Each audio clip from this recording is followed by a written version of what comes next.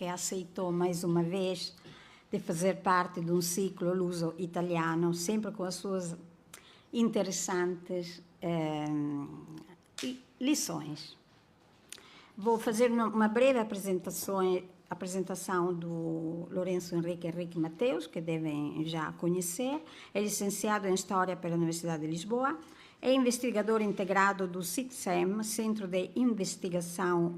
da Faculdade de Letras da Universidade do Porto, é membro da Comissão Histórico-Cultural da Força Aérea Portuguesa e do Instituto Bartolomeu de Gusmão.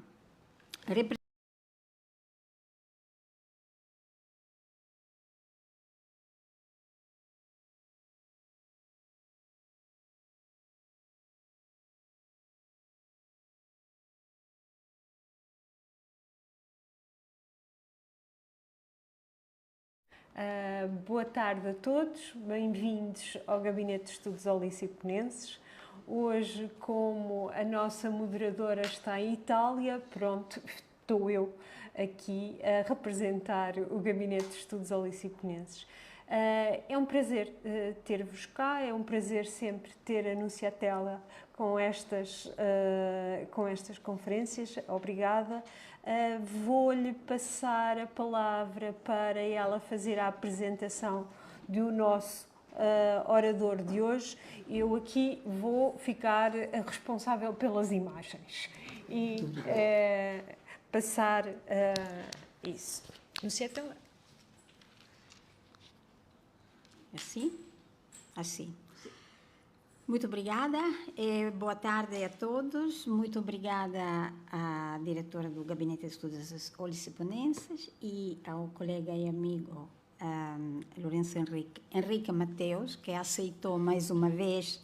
de fazer parte de um ciclo luso-italiano, sempre com as suas interessantes lições. Vou fazer uma breve apresentação do Lourenço Henrique Mateus, que devem já conhecer. É licenciado em História pela Universidade de Lisboa, é investigador integrado do CITSEM, Centro de Investigação da Faculdade de Letras da Universidade do Porto, é membro da Comissão Histórico-Cultural da Força Aérea Portuguesa e do Instituto Bartolomeu de Gusmão. Representou Portugal no 11º Congresso Ibero-Americano de História Aeronáutica e Espacial e é autor de várias publicações, entre as quais recordamos Gago Coutinho, Um Homem Simples, que foi editado em 2022 pela Comissão Histórica Cultural da Força Aérea. E hoje, dentro de todos estes homens que são tratados nestes ciclos, nos vai falar de uma mulher, uma senhora, Regina Pacini, e é com muito gosto que iremos ouvi-lo. Muito obrigada pela sua participação. Pois eu é que vos agradeço. E para este 14º ciclo de conferência de Relações Luso-Italianas, subordinado ao tópico Na Guerra e na Paz, Italianos na Monarquia Portuguesa, trazemos aqui o tema Regina Pacini, a Diva e a Cidade. É um trabalho do qual bem se pode dizer que tem mais de cariz jornalístico que de investigação histórica, sem pretensões académicas, portanto, mas com igual paixão pela personagem, cuja memória invoca, ou seja, a de Regina Pacini. Uma figura que hoje é praticamente desconhecida dos portugueses, embora nem sempre tivesse sido assim. A de alguém que de Portugal tinha em si memórias externas e as memórias externas de Lisboa, a cidade onde nasceu e onde criou raízes e onde vivia sua mãe. A referência paterna de Pacini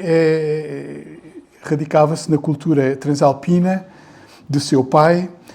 que lhe permitiu arremessar-se para o universo estrelado onde escolheu viver.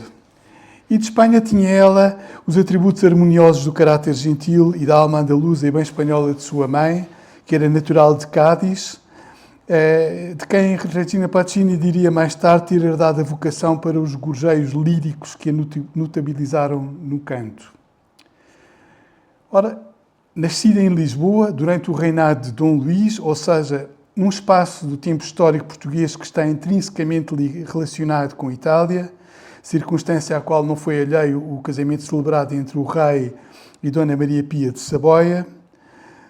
Regina Isabel Luísa Pacini Quintero veio ao mundo na noite de Reis de 1871, no seio de uma família de artistas ligada à música há várias gerações. E aqui eu digo que, para quem não sabe, Noite de Reis é 6 de janeiro, não é? Seu pai, Pietro Andrea Giorgi Pacini, natural de Roma, músico, barítono e empresário artístico, era um homem que havia fundado em tempos uma empresa musical que percorrera muitos locais do nosso país e alguns de Espanha.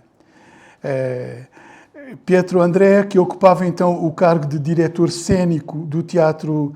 Real de São Carlos, o que lhe conferia lugar proeminente na aristocracia lisbonense do início do último quartel do século XIX, cabendo a sua mãe, Felisa Tomasa Quintero Pacini, o papel de a proteger e orientar desde a meninice, tarefa que se ocupou com desvelado empenho durante muitos anos, mesmo mais tarde como administradora da carreira brilhante de sua filha. Por esses dias, e voltando à infância, por esses dias, Regina Pacini passava as melhores horas da sua infância dentro do Teatro de São Carlos, onde seu pai exercia funções de direção, tendo testemunhado aí, desde lugar privilegiado, muitos dos ensaios das estrelas do bel canto que ali cantaram, como os da soprana espanhola Adelina Patti ou os da soprano norte-americana Emma Nevada. E enquanto o seu mundo infantil se passava dentro do teatro,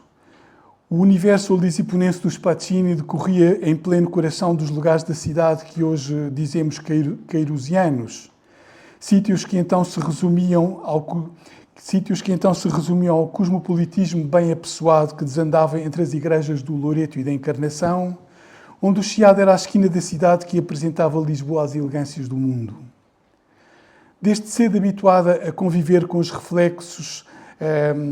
do ambiente oprático que se esbatiam no seu redor, no seu ardor infantil pela ópera, Regina Pacini revelou, ainda em tenra idade, a mesma inclinação para o canto que há várias gerações se manifestava nos Pacini e que sua mãe também possuía. Contudo, durante esta fase da sua vida, a sua família iria ser abalada pela morte de seu pai, falecido em 1883 na freguesia dos Mártires, em Lisboa, passando o seu agregado familiar a viver uma precária situação económica, a qual, a partir de então, os obrigava a suportar alguns constrangimentos a que não estavam acostumados. Regina contava por esses dias 12 anos de idade e daqui em diante muito do que foi se deveu ao empenho constante de sua mãe, assim como a decisão de cantar que depois tomaria. A pedido desta, um mestre amigo da família, o mestre Vidal, assumiu o encargo de dar lições de canto gratuitamente. E não foi preciso muito para que este descobrisse as possibilidades enormes dos seus dotes vocais, prosseguindo ambos este labor durante 3 anos de trabalho rigoroso, em que Regina aprendeu os primeiros elementos do bel canto e foi aperfeiçoando áreas de La Sonâmbula, de Lucília de la Mermure, obras que a acompanharam ao longo da sua vida. Vindo a estudar mais tarde, em Paris, com a conhecida mezzo-soprano alemã Mathilde Marchesi, mestra de muitas das grandes divas desse tempo, permanecendo na capital francesa em companhia de sua mãe, enquanto duraram os seus estudos, e só regressando a Lisboa em 1888, depois de uma viagem frustrada a Londres, onde deveria ter-se estreado no Covent Garden. Contudo, a oportunidade de se apresentar diante do público como profissional aconteceria no Teatro de São Carlos de maneira grandiosa e de todo inesperada, quando, à última da hora, devido a impedimento da artista que deveria interpretar o papel de Amina na ópera La Sonâmbula, de Bellini, a designaram para o fazer, perante a indignação de alguns que não se conformavam com a temeridade de dar a uma menina inexperiente de 16 anos o papel principal de La Sonâmbula, pondo assim em risco o trabalho de toda a companhia. Mas tal assim não aconteceu, porque na noite da estreia, 5 de janeiro de 1888, véspera do aniversário natalício de Regina Pacini, foi por pouco que o Teatro de São Carlos não veio abaixo com os aplausos frenéticos que o público lhe rendeu no final de La Sonâmbula. E tanto que até a família real a ovacionou calorosamente de pé. Alguns dias depois, e a confirmar a consagração obtida, a jovem cantora lírica repetia o êxito, no mesmo teatro, cantando Lucília de Lammermoor para uma sala cheia, que a aguardava com curiosidade e simpatia. E para que se faça uma pequena ideia da importância destas suas apresentações no Real Teatro de São Carlos, é preciso que se saiba que este teatro apresentava então magníficas temporadas, que diz quem as viveu, estavam à altura das melhores que se apresentavam nesse tempo em Milão, São Petersburgo e Madrid. Sobre este assunto, aliás, escreveu o mestre Henrique Arbós, que também viveu em Lisboa e que foi enfim, um dos músicos que tocavam em casa de Pedro de Opiás, no Palácio de Pedro de Opiás, na Junqueira. Portanto, esse Henrique Arbós menciona esse tempo de São Carlos e diz que o teatro, quer dizer, as temporadas eram magníficas e, portanto, que estavam ao nível das melhores que se faziam pela Europa fora. Portanto, é o testemunho de alguém que foi um mestre importante, alguém que esteve ligado à Orquestra de Madrid, à Fundação da Orquestra Filarmónica de Madrid, não sei se é filarmónica, se é sinfónica, mas é a Orquestra de Madrid, e portanto, que foi uma das pessoas que fez parte de um mundo ao redor do qual Regina Pacini circulava também, onde havia pessoas como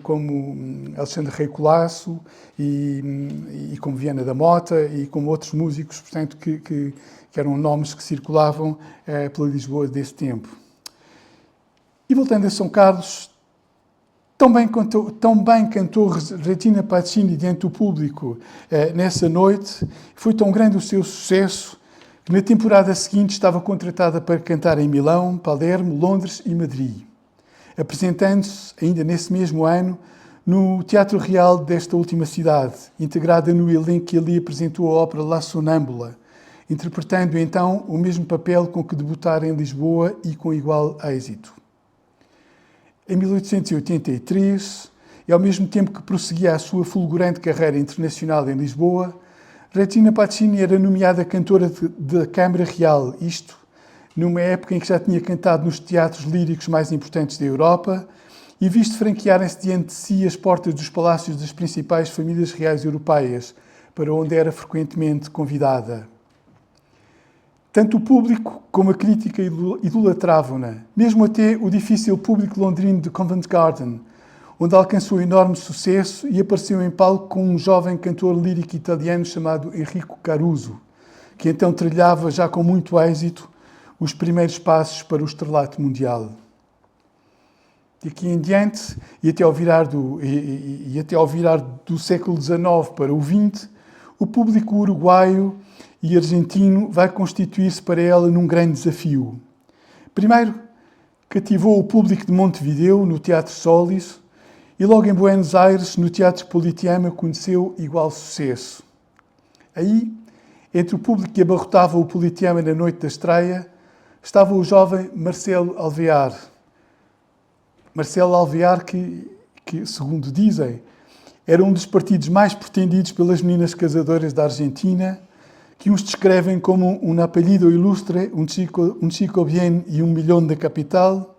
e outros como um caráter dominante, com a vaidade de homem bem parecido, presteza para o calão e anedota pesada. Atributos a que juntava o sentido da responsabilidade, cavalheirismo inato e atitude de invariável respeito entre as mulheres, o que, segundo consta, o tornava irresistível. Desde esse dia, em que os destinos da artista portuguesa e os do moço argentino se cruzaram pela primeira vez, Marcelo de Alvear não faltou a um só espetáculo dos que Regina apresentou no Politeama de Buenos Aires durante essa temporada de 1899. Sabe-se que Marcelo enchia o seu camarim de flores e que chegou mesmo a oferecer-lhe um dispendioso anel que ela não aceitou. Quando Regina Pacini regressou à Europa, Marcelo de Alvear foi atrás dela, requestando-a durante os anos que se seguiram por todos os teatros líricos onde ela se apresentava. Até que num dia de 1907, em Lisboa, Regina acedeu à sua proposta de casamento, sabendo ela de antemão que ao aceitar casar-se com Marcelo Alvear, estava a renunciar definitivamente à sua carreira de cantora lírica, que tão promissores horizontes tinha ainda pela frente, tanto mais que, por esse tempo, Regina estava já em conversações com o Metropolitan de Nova York, que pretendia contratá-la nas temporadas seguintes para Lucília de Lammermoor e para o Rigoletto e para outras óperas que tinha programadas. Portanto, estamos a falar de uma jovem que começou a carreira muito cedo e que vai abandoná-la também muito cedo devido a esta paixão por um jovem argentino que se sabia muito promissor, que era, segundo se dizia, infinitamente rico, mas não era só rico, era charmoso e ela ficou encantada exatamente com a persistência dele de andar vários anos atrás dela por essa Europa fora, pôr flores nos camarins. Enfim, a mãe dela deve ter tido muito trabalho para que não... Enfim. Portanto, ela vai preferir esse futuro brilhante, prosseguindo a vida de braço dado com o homem com quem escolheu passar o resto da vida. Vai preferir esse futuro à carreira que se adivinhava que iria ter pela frente. Facto que até ao termo dos seus dias ela nunca lamentaria. Logo após o casamento que se celebrou em Lisboa, na Igreja da Encarnação, a 27 de março de 1907, o jovem casal decidiu viver em Paris, nos arredores elegantes daquela cidade, onde Marcelo comprou um casarão em estilo normando, envolvido por um enorme parque ajardinado. De início, este casamento não foi bem aceito pela sociedade argentina, nomeadamente pela alta burguesia elitista que residia na capital francesa, pois uma cantora lírica por aqueles dias não tinha para os argentinos o mesmo estatuto que hoje tem para todos nós. Mas com o passar do tempo, não tardou que a residência dos Alvear se tornasse no centro de encontro dessa mesma burguesia imensamente endinheirada que decidira residir em Paris. Apesar disto, quando em 1911 Marcelo de Alvear decidiu regressar à Argentina para retomar a carreira política, Regina Pacini de Alvear, que ali chegava pela primeira vez como esposa de Marcelo, foi por lá recebida com cortesia de circunstância e distanciação absoluta, o que por vezes traduzia em mordacidade subtil, dita pelas costas, prova do ressentimento que a boa sociedade sentia por ver um dos seus melhores partidos casado com uma atriz. De regresso à capital francesa, Marcelo Alvear é nomeado embaixador da Argentina em Paris em 1916, depois da eclosão da Grande Guerra, o que irá dar a Regina Pacini a oportunidade de auxiliar vários movimentos cívicos de apoio às vítimas da guerra,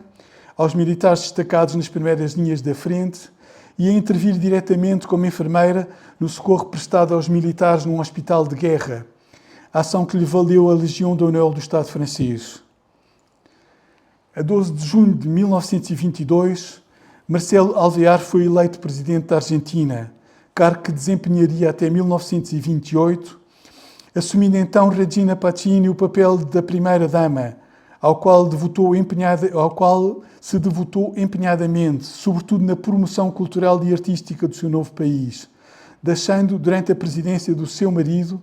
mais obras feitas nesse campo do que a soma de todas as que tinham sido realizadas durante as presidências anteriores. Contudo, e apesar do mérito do seu trabalho, nem todos lhe reconheceram. A sua origem de mulher do palco continuava a ser para muitos um óbice intransponível, que ela constantemente contrariou com a sua prudência discreta, humildade delicada e conduta de acordo com a de um Presidente da República, e conduta de acordo com a da mulher de um Presidente da República, o que lhe permitiu, com o passar do tempo, ganhar o respeito de uma sociedade tão fechada e elitista como era a Argentina dos anos de 1920. Nesse tempo, e enquanto Presidente da República, Marcelo de Alvear encabeçou a comitiva argentina que realizou um périplo de visitas oficiais em vários países europeus, desviando-se Regina Pattini desta obrigação de primeira-dama para visitar a mãe em Lisboa, com quem passou alguns dias. Com o termo da presidência de Marcelo de Alvear, o casal real regressou a Paris, só voltando à Argentina em 1931, em plena fermentação da ditadura do general Félix Uriburu, que os obrigou a exilarem-se em seguida no Rio de Janeiro, onde permaneceram até outubro, mês em que viajaram para o Uruguai e logo para Paris. No ano seguinte, e porque as condições políticas se tinham tornado menos adversas, o matrimónio regressa à Argentina, retomando então Marcelo de Alvear o papel relevante das atividades políticas a que estava ligado. Contudo, a vida naquele país tornara-se demasiado instável e a liberdade dos gestos democráticos, a liberdade... Desculpem eu estar a ver isto porque eu estou com problemas de conseguir ler o que aqui está. Mas, contudo, a vida naquele país tornara-se demasiado instável para a liberdade dos gestos democráticos e não tardou muito para que a perseguição política os levasse à prisão. O levasse a ele, Marcelo, à prisão, a ele e a muitos outros opositores do regime, tendo Regina Pattini de Alvear permanecido em Buenos Aires durante todo esse calvário, apesar da vigilância constante de que era alvo por parte daqueles que serviam a ditadura, visitando regularmente o marido na prisão na ilha de Martim Garcia, sempre que tal se proporcionava, e sujeita à sem cerimónia do ambiente prisional que se adivinha. Portanto, eu aqui vejo uma mulher muito corajosa, não é? Que de repente fica desamparada, que tem um marido preso, uma mulher que tinha sido primeira-dama da Argentina e que nós podemos imaginar que de repente está num ambiente hostil a visitar o marido na prisão e sem saber o que se vai passar pela frente. Isto é um dos pontos que me tocou muito na vida desta mulher. Em 1934, após ser constrangido a aceitar o acordo que lhe foi imposto na prisão, Marcelo de Alvear foi obrigado a exilar-se. Um navio de guerra conduziu-o até Lisboa, onde se juntou à mulher, dali partindo o casal para Paris. As várias vicissitudes políticas e a situação monetária internacional tinham depauperado drasticamente a fortuna de Marcelo, acabando o casal por vender a enorme casa que possuíam nos arredores da capital francesa, por não poderem já assumir os enormes gastos que tal propriedade acarretava, o que foi um enorme desgosto para Regina Pattini de Alvear. 2 anos depois, em 1936,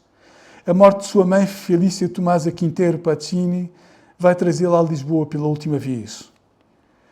Nesta altura, casado já há mais de 25 anos e bem longe dos dias em que Marcelo possuía uma fortuna colossal, o casal sofreu derrotes provocados por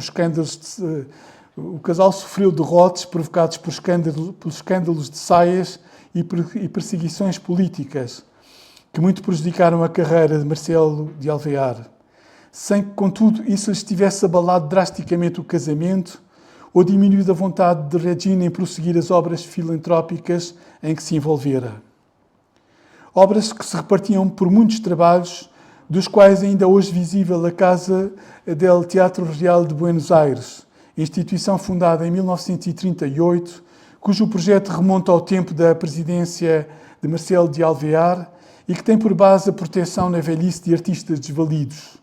Ideia esta que Regina Pattini de Alvear decidiu levar por diante quando, certa noite, à saída da Ópera de Paris, se deparou com um velhote a pedir esmola a quantos por ele passavam, recorrendo no seu semblante poído um mestre com quem trabalhara durante a sua carreira lírica, avivando-se então na memória talvez a lembrança dos dias dos constrangimentos que passara a sua família em Lisboa após a morte de seu pai. Regina Pattini de Alvear enviuvou em 1942 e despendeu o resto dos seus dias na persecução das obras filantrópicas que iniciara ainda em vida de seu marido, por quem manteve acesa a paixão que por ele ateara na juventude, então traduzida em recordações silenciosas de momentos cada vez mais distantes, até que a esclerose a fez acreditar que a ausência de Marcelo no cotidiano dos seus dias se devia ao facto de este estar constantemente a viajar. Vindo a falecer na Argentina do seu coração aos 94 anos de idade, no dia 18 de setembro de 1965, sendo ainda hoje recordada com ternura por todos aqueles que do seu amparo beneficiam na Casa del Teatro de Buenos Aires e por muitos argentinos. Eis uma história bonita que espero ter sido tão do vosso agrado escutá-la como foi do meu investigá-la. Muito obrigado pela vossa presença. Eu fui passando as imagens. Falta esta. Pronto, esta aqui é a imagem de Regina com o seu marido.